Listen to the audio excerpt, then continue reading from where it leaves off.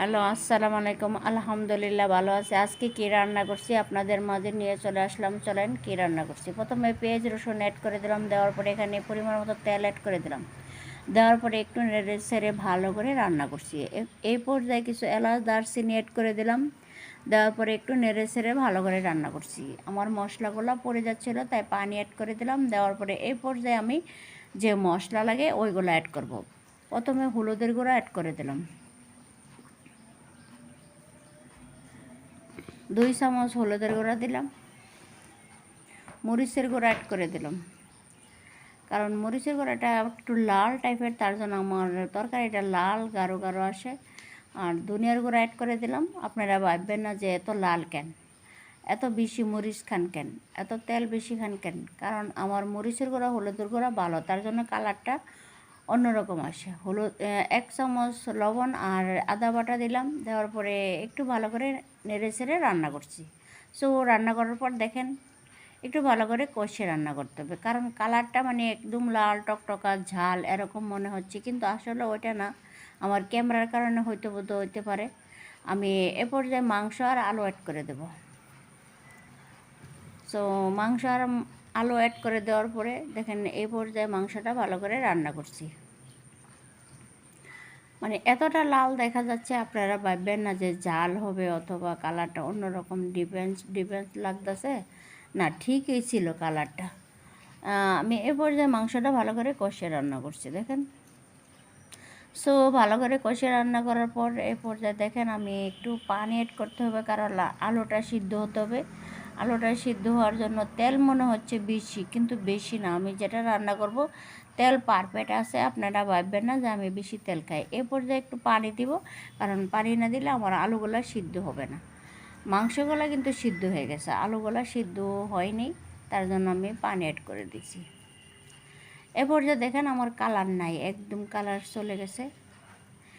এ পর্যায়ে আমি চাউল আর আর এখানে চাউল আর ডাউল ছিল, পোলাও চাউল ছিল আর ডাউল ছিল।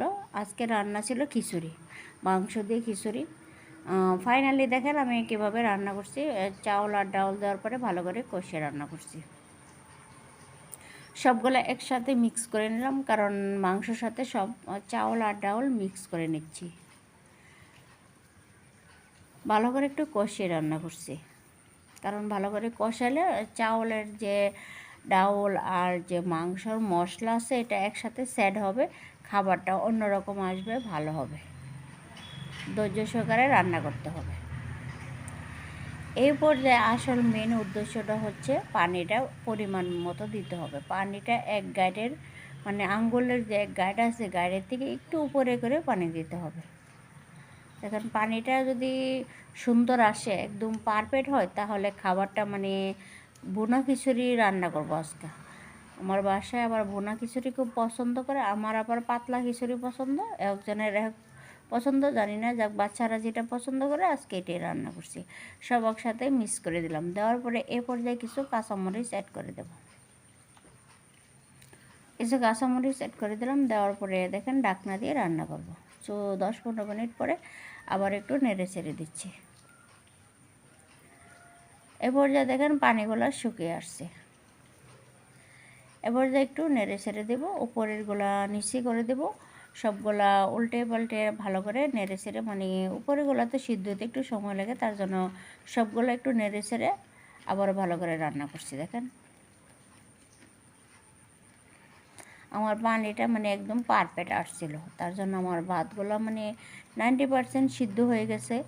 দেখেন আর একটু বাকি আছে। আর বাইরে এরকম বৃষ্টি হচ্ছিল, বৃষ্টির দিনে তো খিচুড়ি খাওয়াটাই মানে বলার মতো না। বাসার ভিতরে বসে বসে খিচুড়ি খাওয়া, বৃষ্টি বাইরে বাইরে যাওয়া তো সম্ভব না, মানে এরকম বৃষ্টি যে বাইরে যাওয়াই সম্ভব না। যাক আমার খিচুড়িটা রেডি, এরকম হয়েছিল জর্জরা টাইপের। আর খাবারটা এতটা জোশ হচ্ছিল বলার মতো না, বাচ্চারা খুব পছন্দ করছে, খিচুড়িটা খুব ফাইন হয়েছে। আলহামদুলিল্লাহ, তোমরা খাও। মাশাল্লাহ, খুব কালার, খুব সব কিছু একসাথে, মানে খাবারটা এতটাই জোশ ছিল, এতটাই ভালো ছিল বলার মতো না। সবাই খাইছে, বাচ্চারা খাইছে, আমি খাইছি, আমার কাছেও খুব ভালো লাগছে। আপনারা যদি রেসিপিটা ভালো লাগে এরকমভাবে খিচুড়ি রান্না করতে পারেন। সবাই ভালো থাকেন, সুস্থ থাকেন, আল্লাহ হাফেজ, বাই বাই।